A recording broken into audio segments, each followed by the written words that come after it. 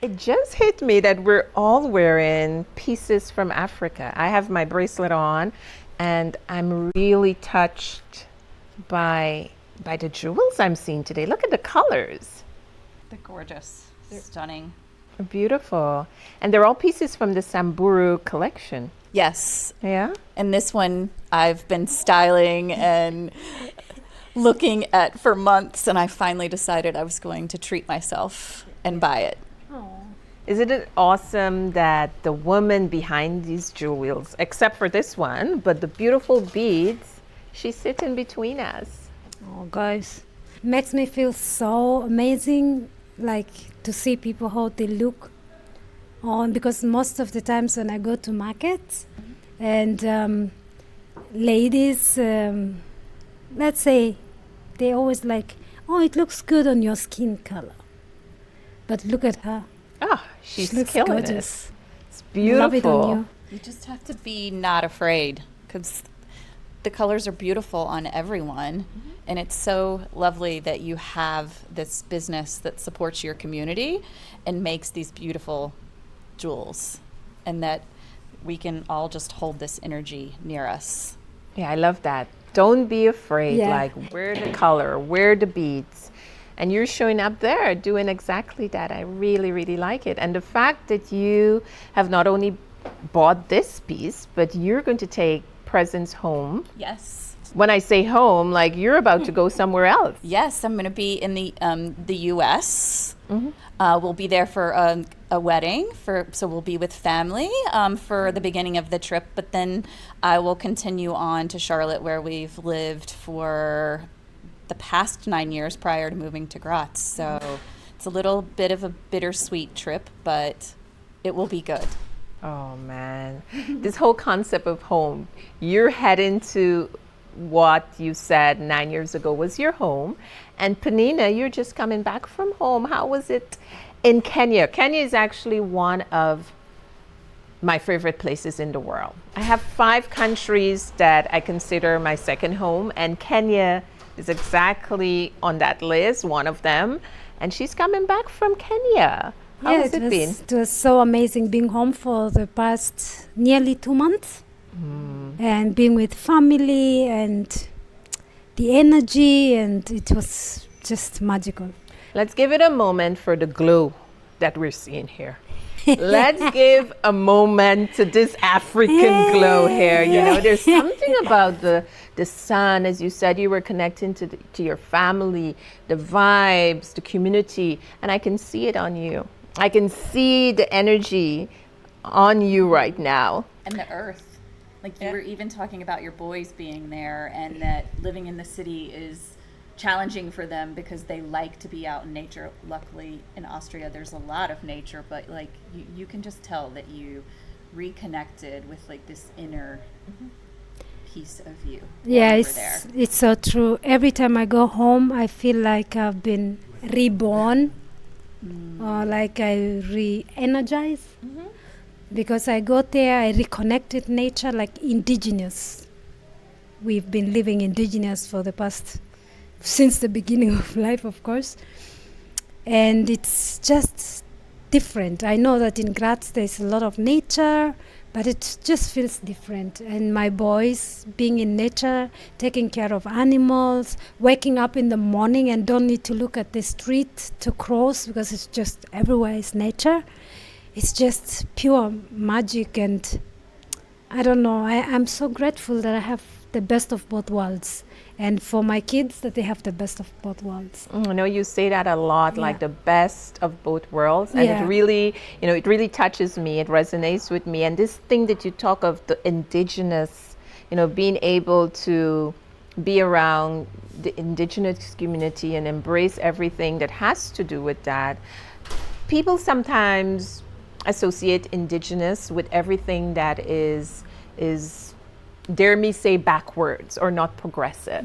But when you talk about indigenous, you give me this feeling of wealth of knowledge, of humbleness, of instead of backwardness. In some ways there's so much we can learn to be even more progressive.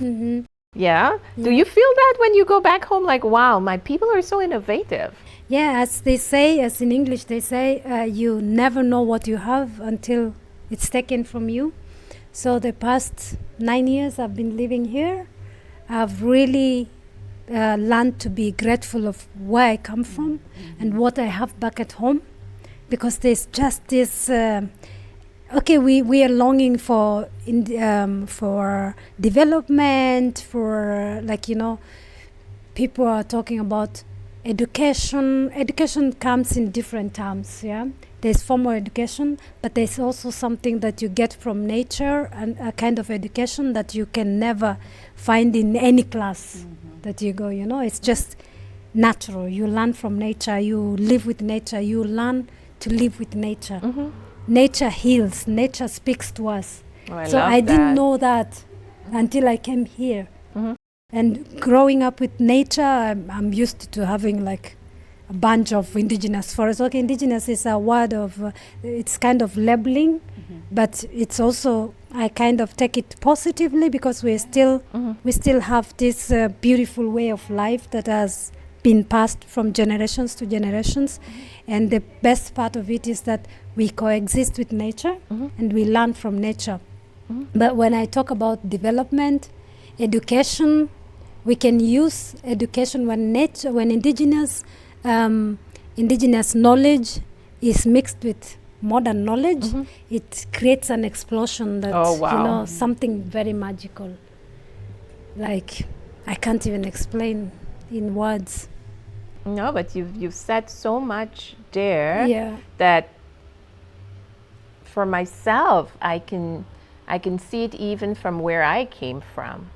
Where you do not forget your past, or do not forget the knowledge that was before you, but you use that as a stepping stone to create, and to still give space to acknowledge what your forefathers or foremothers have worked on, and the knowledge that they've preserved to pass on. And sometimes we find it in books, sometimes we find it in stories, and sometimes we find it in friends like you. Like, I've never been to the Samburu village, but I get to hear it from you. And, I'm really proud to be your friend. Guys, big up my Kenyan friend, and Carrie, my American friend. Carrie, have you gone to the Samburu? No. Or to Kenya? No, Not yet. But Get it Erin on and your I list. both want to go. Yes. It is on the list. We've told her we want to go. Yeah, you need to. You need to. I've lived in Kenya, but I haven't visited the Samburu village. Yeah. But it's also on my list to do. Definitely. Yeah. All of you, we're going to Samburu. Yeah, we We could have a big celebration. We're getting a party, an African party. And one of the things you said about being true to the land and acknowledging nature, but this idea of development, and I think like that comes with education, right? I think we all need to realize that means something different for every place. And I think coming from the US, like, it means a totally different thing, and it's not always the right thing. And I think about that, like my grandfather, my dad's dad, who I spent a ton of time with growing up, and I'm so thankful that I did. He was an entrepreneur. He started multiple businesses, but when my dad was a kid, they farmed, and he owned over 100 acres of land, and that's what my dad grew up on. He and my grandmother had their house there. That's what I grew up going to. But I always think back of like the nature piece too, and spending it with him, because when I was little, I would just stay there for weeks, and like we would go fishing every day, and we would go check on the cows, and we'd drive around in the across his land and walk around and just check on things and do things. And he gardened a lot, and I still refuse to string green beans and break green beans because I had to do it when I was a kid. And that was my least favorite thing. Yeah. But I think like this idea of respecting the land. Yeah. Like it's so important. Yeah. We live in a city, right? The three of us here, but yeah, like there's something I like, and seeing your photos from your trip, just there was one I think you were planting, and I don't know what you all were planting, but I could, just was like planting and feeling the earth, and just like regenerative. Yeah. It was just really cool. Yeah. Yeah, and also like eating the food from your own garden that you've planted yourself without chemicals, without anything.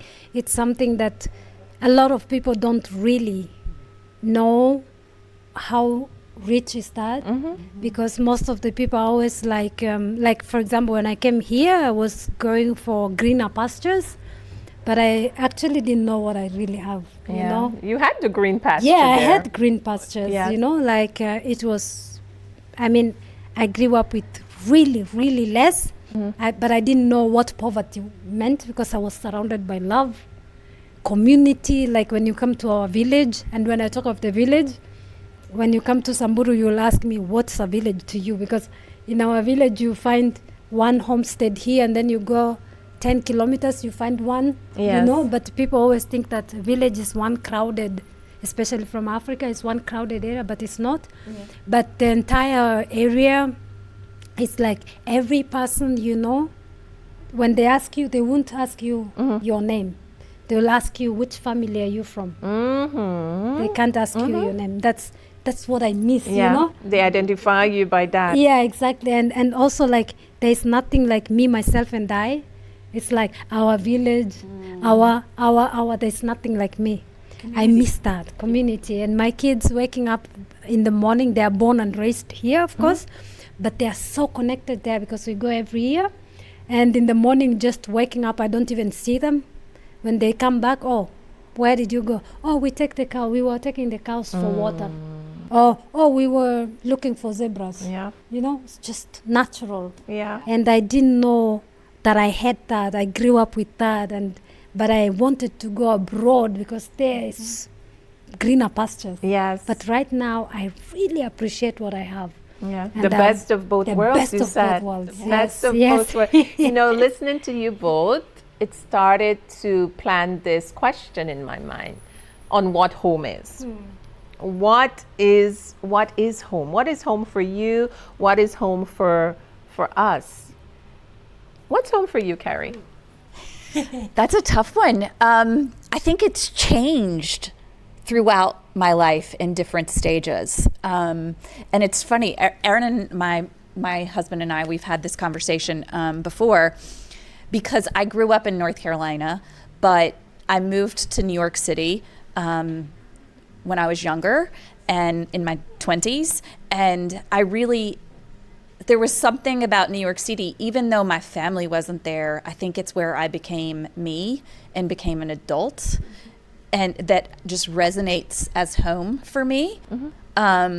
Yes, I'll be where I'm from, and I hold my family dear, right? And I know that that's where I grew up, and there are so many special things about it. But for me, when I look back, home seems like it's New York, right? Okay. And then we left New York, and I had lived there for over 15 years, and we moved to North Carolina, to Charlotte, and we were there for 9 years, and of course we built this amazing life there, and it was home for that point. But I don't know, home is like this feeling of safety and community for me, and it just changes. I love what you just said. We've been in Graz since January, and we're staying for the foreseeable future, and it's become home for us, but in a different way, right? And we're building our friends and our community and our next phase of life with our careers and what we want to do next. But I think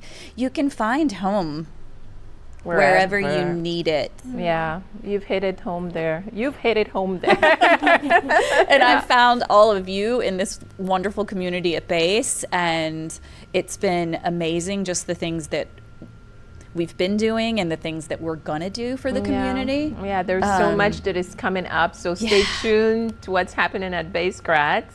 Yeah. So for Peninah, you got me curious. Carrie, what resonates with me is the fact that you said home is a place that you feel safe. Yeah, thanks for that. Yeah. Yeah, I think also for me, home is a feeling, home is a person. It can be a person, a group of people. For example, I feel completely home.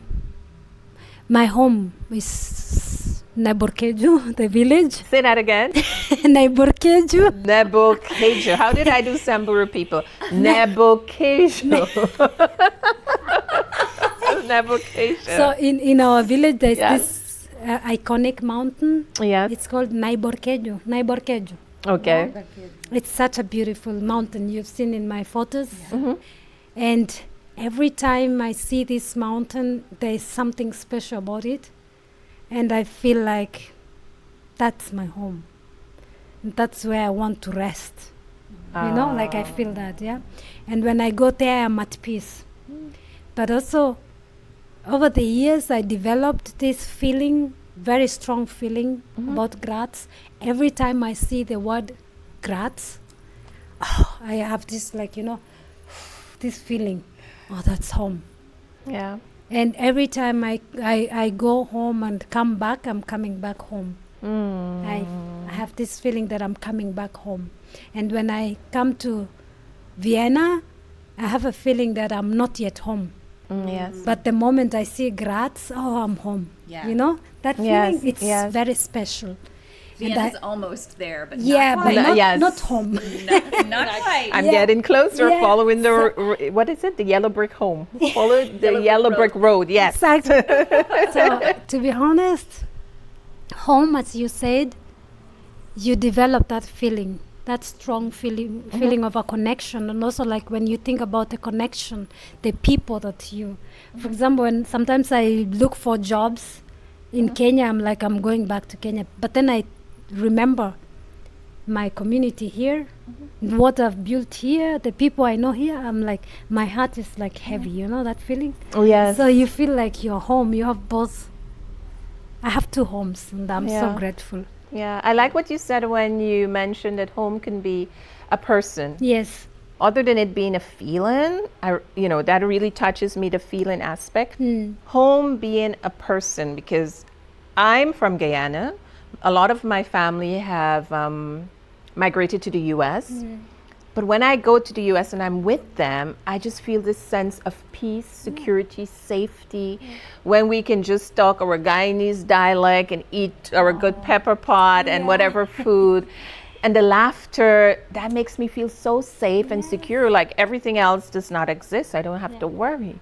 And that feeling for me makes me feel at home. And you said home is that security. And for me, that's what it equates as well. Something that I've learned when I was just a teen in Guyana, someone said to me, home is a place where you can be, a place where you can become, and a place where you belong. And that really resonates. It doesn't matter where I go in the world.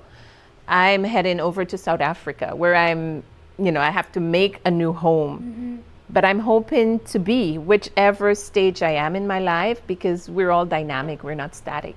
So I can become based on my talents and my skills. And I feel a sense of belonging. And that's what you ladies have given me, a place to be, become and belong. And Graz now is my home.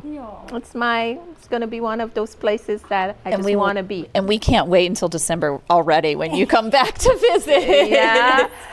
And other than the Samburu community in Kenya, you guys need to come to South Africa. Absolutely. We South definitely. Africa is on the map. We can dance to, what's the name of the music there? Amapiano. Amapiano.